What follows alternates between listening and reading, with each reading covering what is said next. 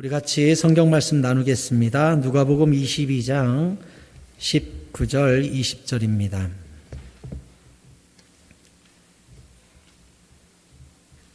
신약 성경 135쪽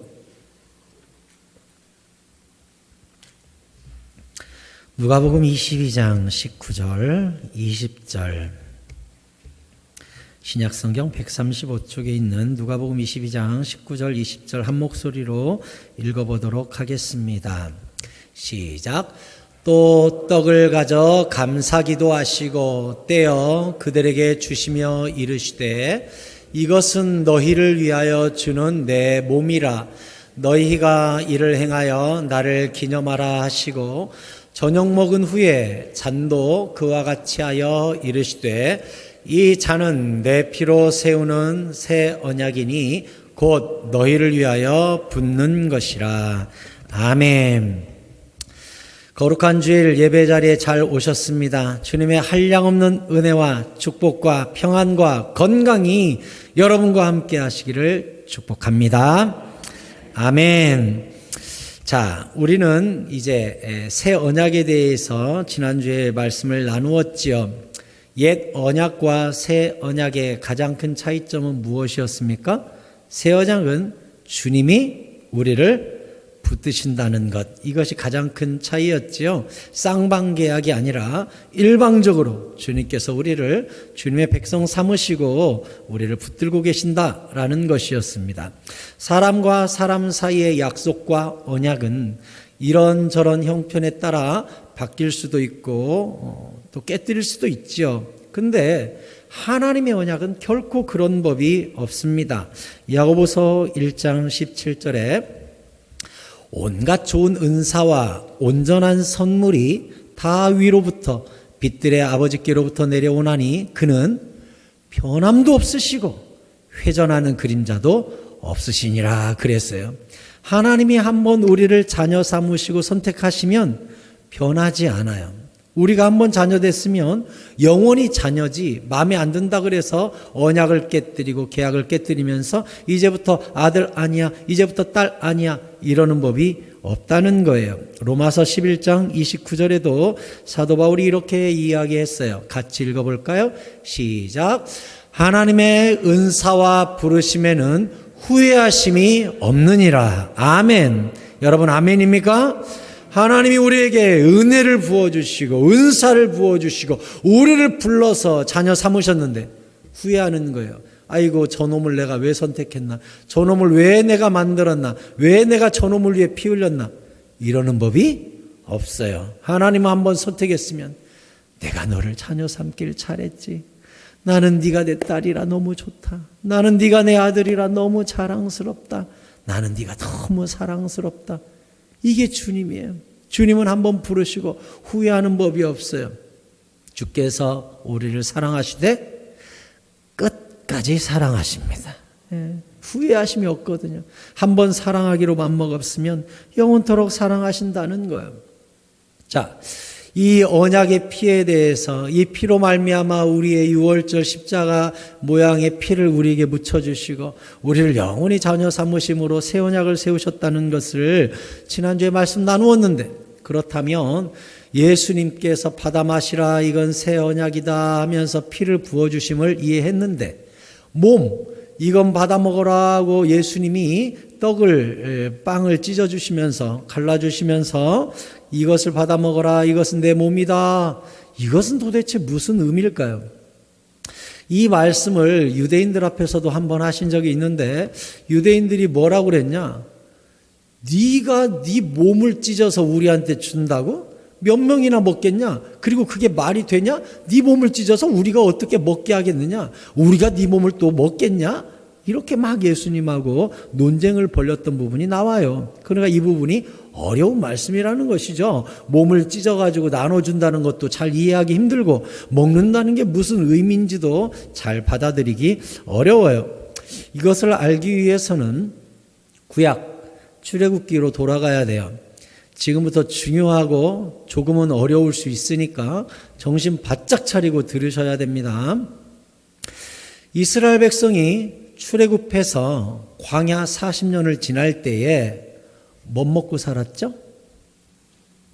새벽에 일어나면 하늘에서 뭔가 땅에 떨어져 있었어요. 뭐였죠? 만나였어요.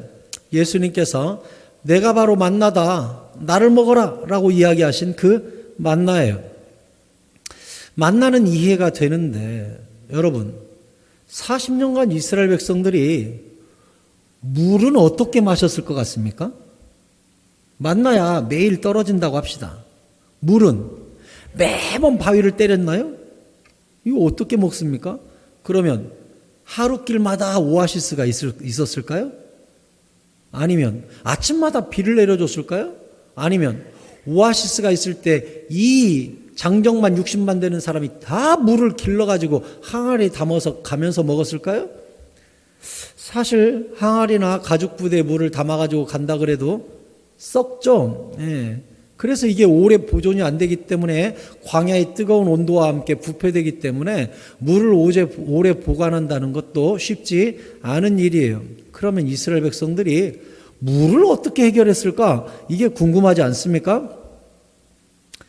좀 궁금한 척이라도 좀 해보세요, 좀. 왜 눈빛들이 그래요, 좀? 자, 이걸 사도 바울이 고린도전서에서 설명했어요. 고린도전서 10장을 볼까요? 1절에 형제들아, 나는 너희가 알지 못하기를 원하지 아니하노니 우리 조상들이 다 구름 아래에 있고, 이게 뭐예요? 구름 기둥. 바다 가운데 지나며, 이게 뭐예요? 홍해. 모세에게 속하여 다 구름과 바다에서 세례를 받고, 이 부분은 제가 작년에 설교를 했지요. 홍해를 통과한 건 바로 물 밑으로 들어갔다 나왔으니 세례 사건이다. 이렇게 모세가 또 사도 바울이 이 부분을 증언했어요. 3절. 또 다 같은 신령한 음식을 먹었어요. 이게 뭐예요? 만나네요. 만나. 다 같이 신령한 음식 만나를 먹었어요. 이제 중요한 거 물 나와야 되죠. 4절. 다 같은 신령한 음료를 마셨으니 이제 물을 먹어야 되죠. 물을 어떻게 먹었을까요? 이는 그들을 따르는 신령한 반석으로부터 마셨음에 그 반석은 곧 그리스도시라 했네요. 이게 뭐예요? 사도 바울이 뭐라고 표현한 거예요? 반석을 딱 쳤더니 그 반석에서 물이 콸콸콸 나왔는데 이 반석에 있는 물이 이스라엘 백성을 따라왔다고 표현했어요. 여기 분명히 써 있죠. 이는 그들을 따라오는 신령한 반석이 있었는데 그 반석에서부터 수도꼭지처럼 물이 계속 나와가지고 이스라엘이 먹고 40년을 견뎠다고 이렇게 이야기했어요. 그럼 여기서 사도 바울이 그 하늘에서 내려온 신령한 떡 그리고 그 바위에서 나오는 물, 이것을 지금 살과 피 동일하게 예수님으로 표현하면서 예수님이 몸을 찢어서 너희에게 물을 공급하고 생수를 공급해 준 것이다. 이렇게 이야기한 거예요. 예수님의 살이 지금 우리가 우리 성경에 성망찬할 때 나눠 먹는 떡, 이것을 떡이라고 번역을 했는데 원래대로 보자면 브레드, 이제 빵이죠. 그런데 우리가 떡이라고 번역한 이유가 있어요. 개역 개정판 바뀔 때 빵으로 좀 바꿨으면 좋을 텐데 떡으로 계속 써 있죠. 이스라엘의 떡이 우리와 좀 비슷해요. 왜냐하면 우리가 성만찬 때 나눠 먹는 빵 생각하면 카스테라의 푹신푹신한 빵을 우리가 생각하잖아요. 이스라엘에는 그런 빵이 없어요. 이스라엘은 이렇게 생각하면 돼요. 구운 빈대떡. 우리는 부쳐 먹지요, 빈대떡을. 근데 그 사람들은 빈대떡을 구워 먹는다고 생각하면 돼요. 그래서 우리가 예수님의 일생을 다룬 영화들을 보면 성만찬 때 예수님이 빵을 나눌 때 어떻게 나누는 모습을 볼 수 있냐면 이 둥그렇고 넓적한 떡을 빵도 아니고 떡도 아닌 것을 찢어서 옆 사람한테 넘기면 찢어서 넘기고 찢어서 넘기는 모습을 볼 수가 있습니다. 그게 바로 우리한테 번역하기에는 떡으로 번역해야 찢어 먹기가 좋고 꼭 개떡 같은 것을 구운 모습으로 돼 있어요. 그게 빈대떡을 구운 것 같이. 그러니까 빵이라고 하기에도 조금 애매한 것입니다. 그래서 떡으로 번역하는 것이 옳지요. 그런데 이 빵은 그냥 이렇게 툭툭 떼내는데 유대인들이 먹는 떡은 찢어요. 이렇게 찢어 먹어요. 그러니 여기서 바위가 쪼개짐과 떡이 쪼개지는 것이 같은 의미예요. 그래서 예수님이 바위가 쪼개져서 거기에서 생수가 나왔듯이 예수님의 몸이 찢어져서 여기에서 생수가 나온다는 것을 성경 여러 군데에서 말씀했어요. 일단은 이사야 53장 5절에 보면 그가 찔림은 우리의 허물 때문이요 그의 상함은 우리의 죄악 때문이라 그가 징계를 받음으로 우리는 평화를 누리고 그가 채찍에 맞음으로 우리는 나음을 받았도다 이렇게 돼 있죠. 여기서 그가 찔림은 그가 채찍에 맞음은 하면서 예수님의 육신이 찢기고 찔리고 하면서 마치 떡이 찢어지는 모양새를 여기서 기록을 했어요. 그러면 예수님의 몸이 찢어진다. 살이 찢어진다. 떡이 찢어진다. 이게 어떤 의미가 있을까요? 히브리서 10장에 나와 있습니다. 히브리서 10장 19절에 그러므로 형제들아 우리가 예수의 피를 힘입어 성소에 들어갈 담력을 얻었나니 예수의 피로 우리가 하나님의 은혜의 보좌 앞에 나아가잖아요. 은혜의 보좌 앞에 이제 나아갈 의의 예수의 피 묻은 옷을 우리가 입게 되었는데 그 길은 예수님이 십자가에서 못 박히실 때 성소 휘장이 위에서부터 아래까지 쫙 찢어졌다고 성경이 기록되어 있지요. 그 성소가 찢어졌는데 20절에 그 성소, 지성소와 성소를 가로막고 있던 성소 휘장이 쭉 찢어졌는데 찢어짐으로 말미암아 지성소, 다시 말해 법궤가 있는 하나님의 보좌 가운데 길이 나버린 것이죠. 이게 찢어짐으로써 길이 생긴 거예요. 시온의 대로가. 그 길은 우리를 위하여 휘장 가운데로 쭉 찢어서 열어놓으신 새로운 길인데 그 찢어진 휘장은 곧 그의 육체니라 이렇게 돼 있네요. 예수님의 몸이 그 육체가 찢어짐으로 하나님과 나 사이에 휘장이 찢어지고 우리는 그 새로운 길로 하나님을 만나게 되었다 이렇게 이야기하고 있습니다. 여기까지 이해되셨습니까? 이해되셨으면 아멘.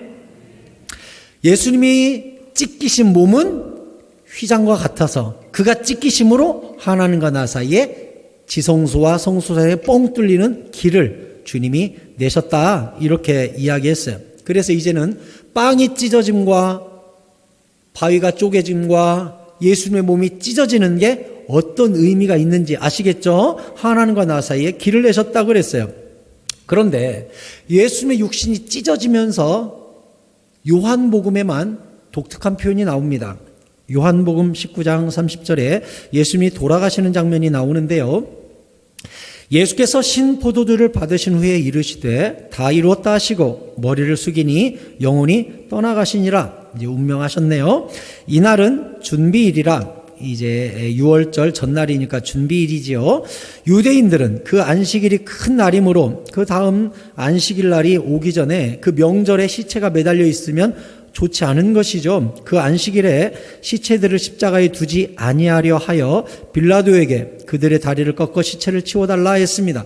그때까지 두 강도가 살아있었기 때문에 두 다리뼈를 꺾어가지고 죽여서 시체를 오늘 치워야 내일 예루살렘에 수많은 손님들이 오는데 이 흉측한 광경을 안 보게 될 거 아니냐. 그러니까 빌라도한테 시체 좀 치우자고 했어요. 그래서 32절에 군인들이 가서 예수와 함께 못 박힌 첫째 사람과 또 그 다른 사람의 다리를 꺾어서 죽입니다. 시체를 치우기 위해. 또 예수님의 다리를 꺾을 차례잖아요. 예수께 이르러는 예수 다리를 꺾으려고 가봤더니 이미 죽어버렸어요. 이미 죽으신 것을 보고 다리를 꺾지 않았습니다. 죽었네. 하지만 확인은 해봐야 되잖아요. 그래서 그중 한 군인이 창으로 옆구리를 찌르니 곧 피와 물이 나오더라 했네요. 여러분, 이제 죽었나 안 죽었나 사다리 놓고 올라가서 코에다가 이렇게 호흡을 재보고 맥박을 만져보면 좋겠지만 십자가 높이 달아놨으니 굳이 그렇게 하지 말고 창으로 확인을 하자는 것이죠. 그래서 그 당시 로마 군인이 십자가에 매달린 사람 확인할 때는 심장을 찌릅니다. 예, 그러면 확실하니까. 그래서 옆구리에 찔렀다는 건 이 옆구리를 쿡 찔러서 창자 쪽을 쿡 찌른 게 아니라 옆구리 밑에서 위로 심장을 관통하게 찌릅니다. 그래서 예수님을 찌른 창은 그냥 옆구리에게 상처 내는 정도가 아니라 푹 쑤셔서 안에 있는 심장까지 파열시키는, 그렇게 해서 죽음을 확인하는, 그렇게 한 거예요. 그랬더니 다른 복음서에는 그 표현이 나와 있지 않은데 요한복음에만 물과 피가 나왔다. 그럼 여러분, 요한 사도가 이 부분을 기록할 때 뭔가 의도성이 있어서 물과 피가 나왔다라고 기록하고 있는 거예요. 왜요? 예수님이 이 자기 육신이 쪼개지면서 나올 물에 대해서 요한복음에서 얘기했었거든요. 요한복음 7장 37절에 명절 끝날 곧 큰 날에 예수께서 서서 외쳐 이르시되 누구든지 목마르거든 내게로 와서 마셔라. 나를 믿는 자는 성경의 이름과 같이 그 배에서 생수의 강이 흘러나오리라. 예수님이 뭐래요? 내게서 물을 마셔라. 예수님이 마치 수도꼭지인 것처럼 생수인 것처럼 샘물인 것처럼 오아시스인 것처럼 내게로 와서 마시라는 거예요. 그러면 사람들마다 아니 당신 몸에서 무슨 물이 나와 이상하게 생각했을 거예요. 그런데 사도 요한은 굳이 복음서를 기록할 때 예수님의 옆구리에서 물과 피가 나왔다고 이야기하면서 물이 나왔다는 것을 의도적으로 기록하고 있어요. 그러면 이 물은 뭘까요? 아니 우리가 예수님의 명령이에요. 먹으래요. 그럼 우리도 물을 먹어야겠죠. 예수님이 여기 계시다면 그 물 좀 주세요 할 텐데 사마리아 여인도 그 물 좀 주세요라고 했어요? 안 했어요? 했어요. 그 물 좀 주세요. 물 좀 기르러 오지 않게. 그 사건도 요한복음에 기록되어 있어요. 그래서 요한복음은요 읽어보면 이 물에 대해서 자세히 나오고 요한 일서에도 그 부분에 대한 해석이 굉장히 많이 붙어 있어요. 그 부분을 지금 설명해 드릴 테니까 잘 들으셔야 돼요. 이 물이 뭘까요? 생수의 강이 뭘까요? 39절에 나와요. 이는 그를 믿는 자들이 받을 성령을 가리켜 말씀하신 것이라 했어요. 그러면 요한복음 7장이 기록될 당시에는 성령이 계셨어요? 안 계셨어요? 안 계셨어요. 예수님의 육신이 쪼개져야 거기서 물이 나와서 성령이 나오는 거예요. 그러니까 그전에는 예수님이 죽기 전이니까 성령이 없었어요. 아직 바위가 쪼개지지 않았기 때문에, 아직 떡이 찢어지지 않았기 때문에, 아직 성막이 찢어지지 않았기 때문에. 그래서 여기 가로치고 써놨어요. 예수께서 아직 십자가에서 영광을 받지 아니하셨으므로, 십자가의 영광이 아직 육신이 찢어지지 아니하였으므로 성령이 아직 그들에게 계시지 아니하시더라. 이렇게. 그러니 예수님께서 내게로 와서 생수를 마셔라 하는 것은 또 저 구약에서 출애굽기에서 바위가 쪼개져서 생수가 흘러나온 것은 구약이나 신약이나 지금이나 과거나 동일하게 무엇을 의미하고 있다고 성경이 가르쳐주고 있습니까? 성령을 받아 마셔야 된다. 이것을 이야기하고 있어요. 그래서 사도 바울도 성령의 충만함을 받고 성령의 임재를 받을 때 독특한 표현을 썼어요. 어떤 표현을 썼냐? 고린도전서 12장 13절에 우리가 유대인이나 헬라인이나 종이나 자유인이나 다 한 성령으로 세례를 받아 한 몸이 되었고 또 다 한 성령을 뭐라고요? 마시게 하셨느니라. 굳이 여기서 사도 바울이 성령 받는 것을 어떤 단어를 썼어요? 마시게 했느니라. 성령을 예수님이 뭐라고 아까 표현했기 때문에 생수로 표현했기 때문에 사도 바울이 굳이 여기서 표현할 때 뭐라고 표현했어요? 성령을 마셔야 된다. 마시게 하셨다는 표현을 굳이 여기서 쓰고 있고, 요한도 예수님의 죽음의 장면을 굳이 설명할 때 물과 피가 나오더라 하면서 성령과 피의 속죄를, 다시 말해 예수님의 살과 피를 굳이 엮어가지고 표현을 하고 있는 것이죠. 그래서 이 예수님이 성령을 주시는 시점은 언제예요? 예수님의 육신이 죽어 쪼개지는 시점. 다시 말해 예수님이 죽으셔야 성령이 우리에게 오시지요. 그래서 오시는 시점도 예수님이 요한복음 16장 7절에서 말씀하셨어요. 그러나 내가 너희에게 실상을 말하노니 내가 떠나는 것이 너희에게 유익이라. 내가 죽어서 승천하는 것이 너희한테 유익하다. 왜요? 내가 떠나가지 아니하면, 내 육신이 쪼개지지 않으면, 내가 죽지 아니하면 보혜사가 너희에게로 오시지 아니할 것이요. 내 육신이 쪼개지고 부활하고 승천하면 내가 그를 너희에게 보낼 것이다. 생수가 거기서 터져 나올 것이다. 이렇게 말씀하신 거예요. 그래서 예수님이 승천하시기 전에 제자들을 불러서 부탁하셨습니다. 사도행전 1장 4절에 사도와 함께 모이사 그들에게 분부하여 이르시되 예루살렘을 떠나지 말고 내게서 들은 바 아버지께 약속하신 것을 기다려라. 그 약속하신 게 뭔가요? 요한은 물로 세례를 베풀었으나 너희는 몇 날이 못 되어 성령으로 세례를 받으리라 하셨느니라. 예루살렘을 떠나지 말고 뭘 기다리라고요? 성령님을 기다려라. 성령님이 임재하신 것을 기다려라. 생수가 터지는 것을 기다려라. 바위가 쪼개지고 이제 생수가 쏟아질 텐데, 떡이 쪼개지고 이제 생수가 쏟아질 텐데 너희가 그것을 기다려야 된다 했어요. 그러면 우리가 여기서 의문이 생기죠. 왜 그렇게 예수님은 우리한테 세례를 받으라고, 성령의 세례를 받으라고 말씀하시는가? 요한복음 20장 22절에도 예수님께서 승천하시기 직전에 찾아오셔서 말씀하셨어요. 이 말씀을 하시고 그들을 향하사 숨을 내쉬며 이르시되 성령을 받아라 했어요. 예수님도요, 부활 후에 두려워 떨고 있는 다락방에 제자들에게 나타나셔가지고 숨을 내쉬면서 성령을 받아라 하셨어요. 여기서도 요한이 굳이 숨을 내쉬며라는 말을 기록해놨죠. 이 숨을 내쉬며라는 단어가 구약에 나와요. 똑같은 단어가 어디에 나오는 줄 압니까? 하나님께서 흙으로 사람을 창조하시고 그 코에 생기를 불어넣으셨다 할 때 불어넣으셨다라는 단어와 여기서 예수님이 숨을 내쉬었다는 단어가 똑같은 단어예요. 그러면 예수님이 숨을 후 내쉬면서 성령을 받으라라고 하신 이유가 뭐예요? 성령을 받아 우리가 재창조, 거듭남, 새 사람이 되어야 된다는 것을 말씀하시기에 흙인 인간에게 후 하셨듯이 똑같이 성령을 받지 못한 우리에게 후 하시면서 성령을 받아 새 사람, 새 창조물, 새 피조물, 거듭나는 존재가 되어야 된다라고 이야기하신 것을 요한이 캐치해가지고 적어 놓은 거예요. 그러면 예수님이 성령을 받아라. 예수님이 성령이 오실 때까지 예루살렘을 떠나지 말고 반드시 성령을 받아라. 이렇게 강조하시는 이유가 무엇일까요? 성령을 받는다는 건 받으면 좋고 안 받아도 괜찮다가 아니라 반드시 받아야 됩니다. 왜? 주님이 명령하셨어요. 받으라. 그러면 왜 받아야 될까요? 고린도전서 12장 3절에 그 이유가 나오네요. 고린도전서 12장 3절 같이 읽겠습니다. 시작.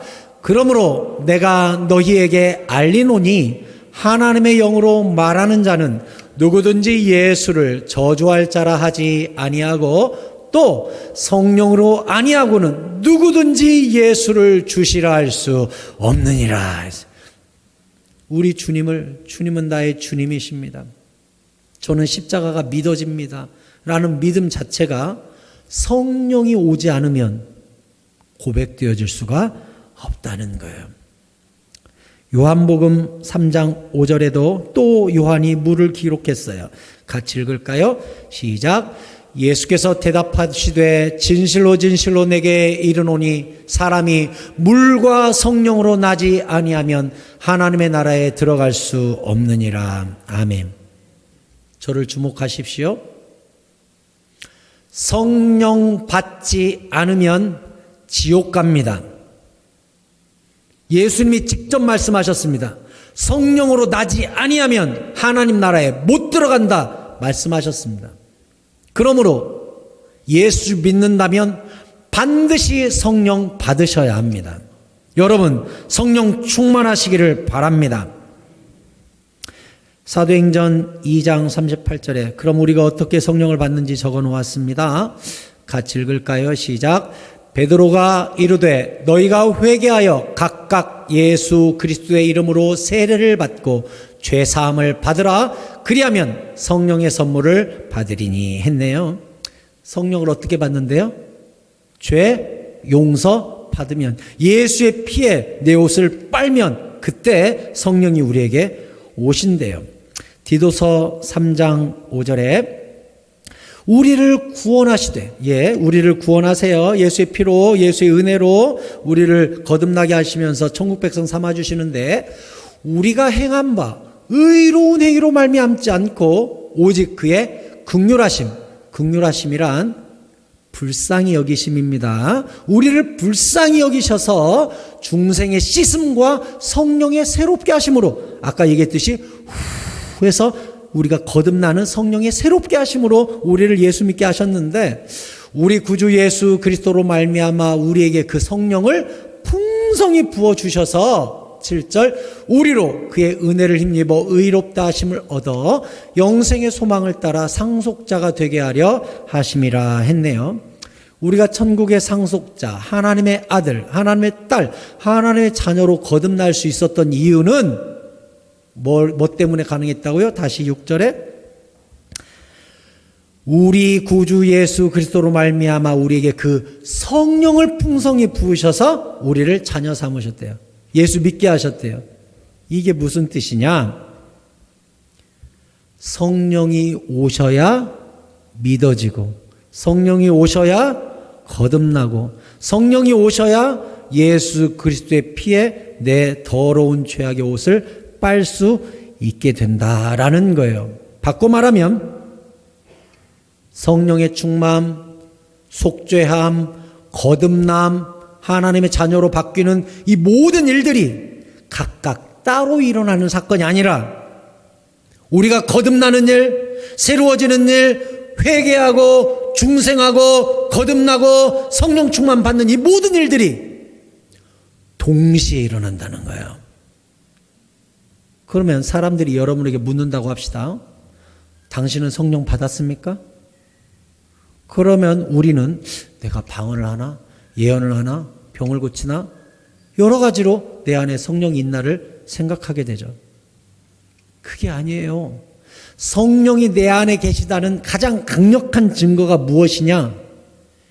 예수님이 내 구주요, 예수님이 내 죄를 십자가 위에서 대속하시고 씻으셨고 다 이루었다라는 그 말씀이 믿어지는 것, 이것이 성령이 내 안에 계시다는 가장 확실한 증거가 되는 것입니다. 그래서 주는 자와 받는 자만 아는 것이요, 성령은 바람이 임의로 불매 증명할 수 없는 것과 같다고 예수님 말씀하신 거예요. 네 안에 성령이 있다는 증거 대봐 하면 바람이 이쪽에서 불어서 이쪽으로 부는 것 같이 증명할 수 없다는 거예요. 그런데 나는 시인할 수 있다는 거예요. 믿어지니까. 그럼 저는 여러분께 묻습니다. 이 시간 예수님께서 십자가 위에서 나의 모든 죄악을 짊어지시고 우리 대신 징계와 저주를 받으심으로 말미암아 우리 모든 죄가 씻겨졌음과 이제는 누구도 우리를 정죄할 수 없음으로 말미암아 예수 그리스도가 내 대신 벌 받으심으로 말미암아 내가 받을 저주가 없어졌음을 믿으십니까? 예수의 피가 우리의 죄악을 씻기셨음을 믿으십니까? 우리는 지금 죽어도 천국 갑니까? 아멘 하신 분들, 그분들 마음속에 성령이 계십니다. 그 아멘하게 하시는 분이 성령님이시기 때문에 그래요. 성령이 아니하고서는 주님을 주시라 할 수 없기 때문에 그래요. 요한일서 4장 13절에 그의 성령을 우리에게 주심으로, 중요해요. 잘 들으세요. 주의 성령을 우리에게 주심으로 우리가 그 안에 거하고 그가 우리 안에 거하는 줄을 아느니라. 아버지가 아들을 세상의 구주로 보내신 것을 우리가 보았고 또 증언하노니 15절 누구든지 예수를 하나님의 아들이라 시인하면 하나님이 그의 안에 거하시고 그도 하나님 안에 거하느니라 했어요. 그럼 저는 여기서 또 여러분에게 질문합니다. 예수님이 하나님의 아들 맞습니까? 독생자 예수 맞습니까? 아멘 하셨습니까? 그러면 여러분 안에 성령님이 거하시는 것입니다.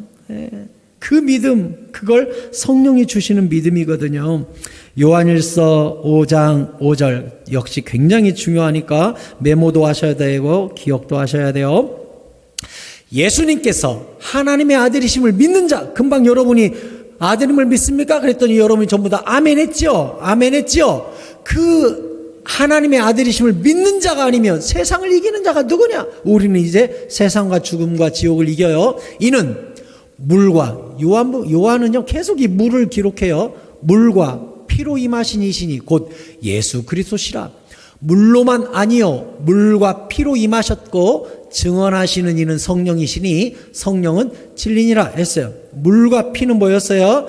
우리를 씻으심. 물은 뭡니까? 세례죠. 피는 예수님의 십자가죠. 그러니까 세례와 피로 말미암아 우리는 거듭났어요. 그리고 우리에게 성령을 주셨는데 7절 증언하는 이가 그래서 세 개예요. 성령과 물과 피. 물은 세례, 피는 예수님의 십자가로 말미암아 우리의 거듭남, 성령은 이 모든 것들을 믿게 하시는 그분.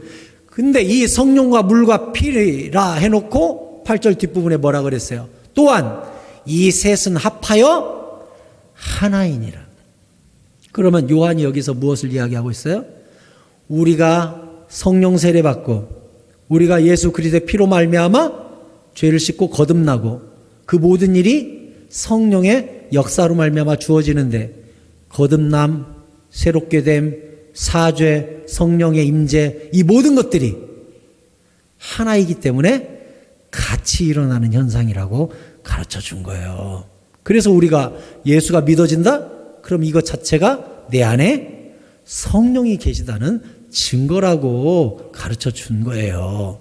다시 여러분에게 묻습니다. 성령이 여러분 마음속에 계십니까? 아멘이지요. 왜? 예수가 믿어지니까 우리가 성령으로 거듭나서 물과 피로 새 사람 됐으니까 우리 안에 성령님이 계시지요. 그래서 요 고린도후서 1장 22절에 그가 또한 우리에게 인치시고 이 인치다 이게 뭐예요? 인주할 때 도장 인자예요. 그래서 하나님이 너는 내 아들이야 너는 내 딸이야 하고 도장을 꽝 찍었대요. 그러면 증거대봐요. 하나님이 나한테 도장 찍었다는 증거대봐요. 하나님이 나를 주님의 아들 딸 삼았다는 증거대봐요. 거기에 도장 찍었다는 보증으로 우리 마음에 성령을 주셨느니라 했어요. 그러니까 우리가 이 안에 성령이 계심으로 말미암아 나를 저 천국의 시민으로 여권에다가 도장을 꽝 찍으시고 너는 내 아들이야 너는 내 딸이야 하고 호적에 도장을 꽝 찍으신 증거가 우리 안에 성령이 계시다는 것이 바로 그 증거라고 사도 바울이 가르쳐 준 거예요. 사랑하는 성도 여러분, 성령 받으셔야 합니다. 그리고 성령 충만하셔야 합니다. 성령님은 우리 안에 오셔서 우리를 거듭나게 하신 다음 아이고 내가 할 일 다 했네 이제 너 거듭났으니 됐다 잘 있어 하고 가시냐? 아니요. 요한은 정말 요한복음을 그래서 성령복음이라고 그래. 성령복음 요한복음 4장 14절에 또 물이 나와요. 뭐라고 말씀하셨냐? 내가 주는 물을 마시는 자는 이제 우리 배워서 알아요. 이게 무슨 뜻인지. 성령을 받은 자는 이걸로 바꿔서 해석할 수 있죠. 이해되셨죠? 성령을 받은 자는 영원히 목마르지 아니하리니 내가 주는 성령은 그 속에서 영생하도록 솟아나는 샘물이 되리라. 아멘. 한번 성령 받잖아요. 그럼 그 성령 이 안에서 끊임없는 말씀과 기쁨과 평안과 겸손과 순종과 성령의 9가지 열매와 은사들을 이곳에서 끊임없이 샘물처럼 공급하시기 때문에 그 사람은 목마를 겨를이 없다는 거예요. 여러분 성령에 취하시기를 바랍니다. 요한복음 역시 요한이 또 이 14장에 이렇게 기록했습니다. 요한복음 14장 16절에 예수님께서 이렇게 말씀하셨어요. 내가 아버지께 구하겠으니 그가 또 다른 보혜사는 성령님이에요. 성령님을 너희에게 주사 영원토록 너희와 함께 있게 하리니. 성령을 오시면 영원토록 떠나지 않아요. 우리 안에 한 번 오시면 한 번 우리를 거듭나게 하시면 영원토록 동행하세요. 그는 진리의 영이라 세상은 능히 그를 받지 못해요. 세상 사람들은 성령 못 받습니다. 선택받은 자, 거듭나는 자, 피를 믿는 자 그 사람에게만 성령이 와요. 이는 그를 보지도 못하고 알지도 못해요. 세상은요 성령을 보지도 못하고 알 수도 없어요. 막아놨어요. 하나님이 두루 도노 화영검으로 다 막아놨어요. 그 사람들 예수 못 믿어요. 선택 못 받았고 유기 받았기 때문에. 그러나 너희는 그를 아나니 그는 너희와 함께 거하시며 너희 속에 계시겠습니다. 성령님 한번 오면 여기 계시다는 걸 우리가 느낄 수 있대요. 18절에 내가 너희를 고아와 같이 버려두지 아니하고 너희에게로 오리라. 예수님이 승천하신 다음에 다시 오리라. 너희에게 오리라.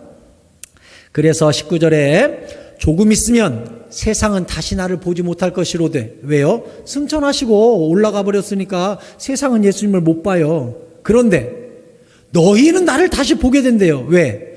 이는 내가 살아있고 너희도 살아있는데 그날에 내가 아버지 안에 너희가 내 안에 내가 너희 안에 있는 것을 너희가 성령 충만함으로 깨닫게 될 것이다. 이 구절이 어렵지만 이제 듣고 보니까 참 쉽지요. 성령으로 말미암아 예수님이 우리 안에 거한다는 거예요. 그럼 우리 안에 이런 의문이 생기네요. 아니, 하나님께로 가서 성령을 우리한테 보낸다는데 예수님이 우리 안에 있다는 게 말이 돼요? 성령이 내 안에 있는 것과 예수님이 내 안에 있는 것이 같은가요? 그래서 갈라디아서 4장 6절에서 이렇게 말씀하셨어요. 너희가 아들임으로 하나님이 그 아들의 영을 우리 마음 가운데 보내사 아빠 아버지라 부르게 하셨느니라. 성령의 다른 이름이 뭐예요? 아들의 영, 예수의 영. 그래서 사도행전 16장 7절에 정확히 이렇게 말씀했어요. 같이 읽어요. 시작.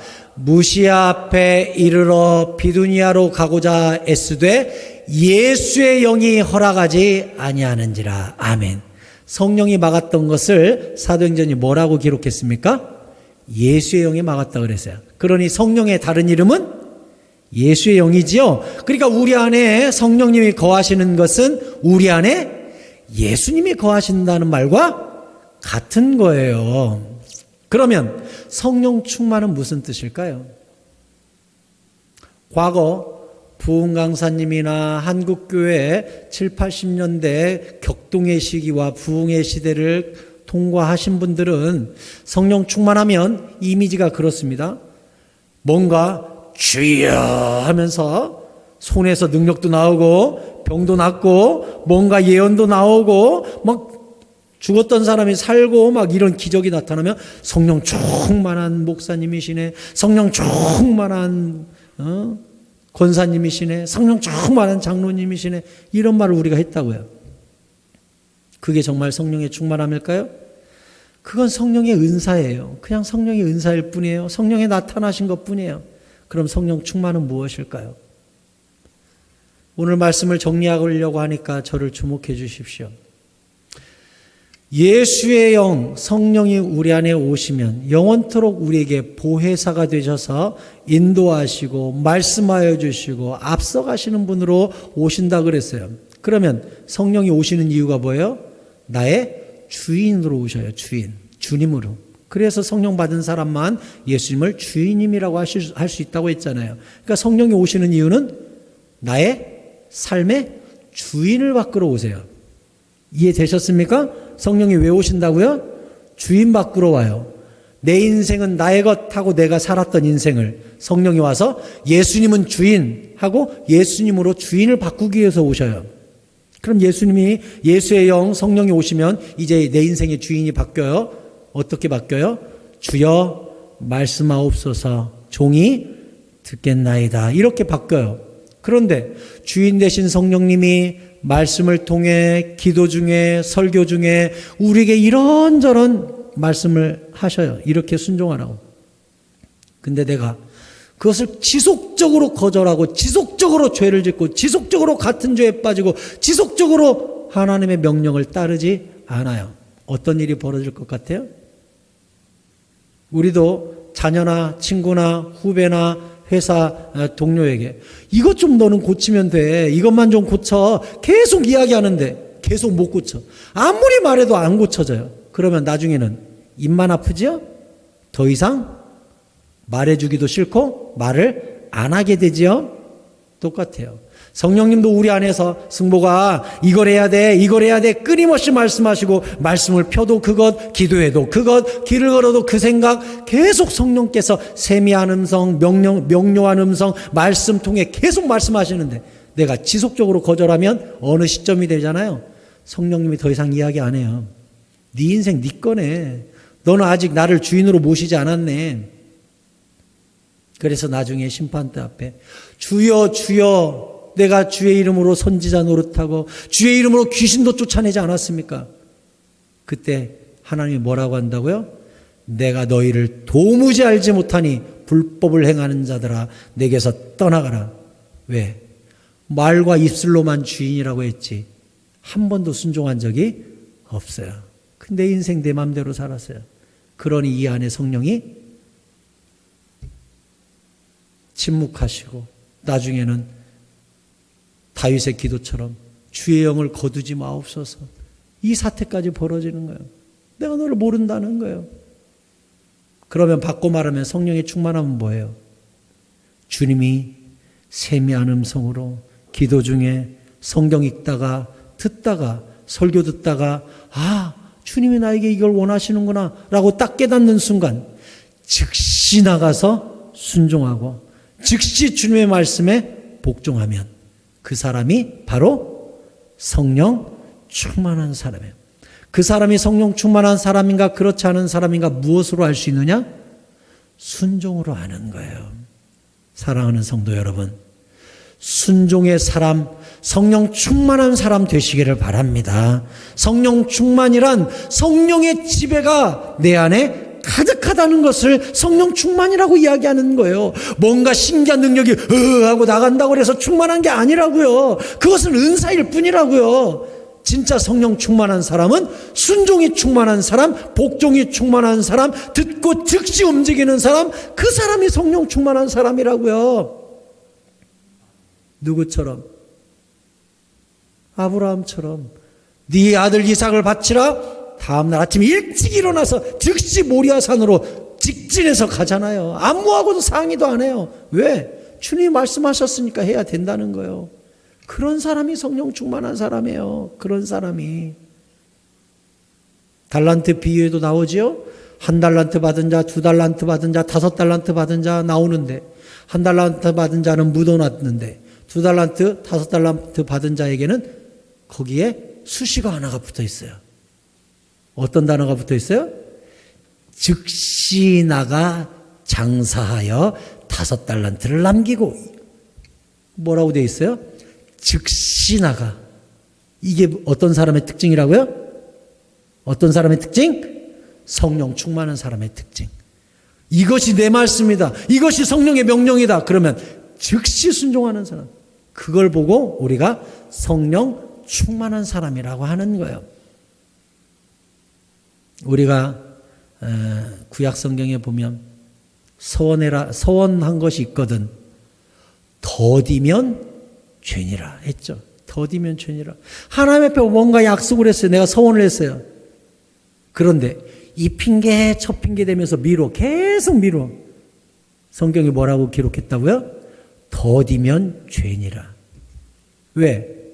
성령 충만한 사람은 더디게 순종하는 법이 없어요.